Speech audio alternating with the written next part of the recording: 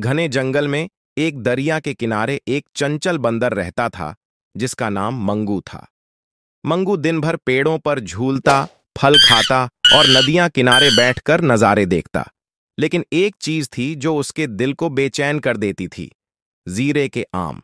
दरिया के बीच एक छोटा सा हरा भरा टापू था जहां लाल और पीले रसीले आम लगे थे।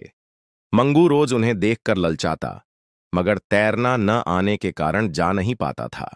दरिया में ही एक कछुआ रहता था जिसका नाम काली था। काली बाहर से भोला लगता था मगर अंदर से बहुत मक्कार और चालाक था। एक दिन मंगू आमों को तरसते हुए बैठा था कि काली पानी से निकलकर आया।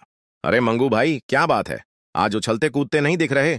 क्या बताऊं काली भाई, वो जीरे के आम। बहुत दिन से तरस रहा हूं, पर तैरना नहीं आता। बस इतनी सी बात। मेरी पीठ पर बैठो, मैं ले चलता हूं। मंगू खुश हो गया और काली की पीठ पर बैठ गया। वो दोनों पानी में चल पड़े। जैसे ही वो दरिया के बीच पहुंचे, काली बोला, असल में मेरी बीवी बीमार है। किसी ने कहा है कि बंदर का दिल खाने से वो ठीक हो जाएगी, इसीलिए तुम्हें ले जा रहा हूं। मंगू चौंका मगर तुरंत बोला, आपने पहले बताया होता तो मैं दिल जरूर ले आता, पर मैंने अपना दिल तो पेड़ पर रखा है। पानी में लाता तो खराब हो जाता। क्या तुम दिल पेड़ पर रखते हो? हाँ, बहुत नाजुक होता है ना।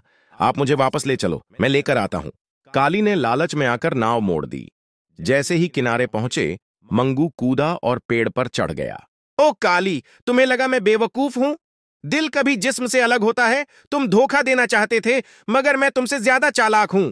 काली शर्मिंदा हो गया और पानी में लौट गया। नैतिक शिक्षा। हर मुस्कान के पीछे भलाई नहीं होती।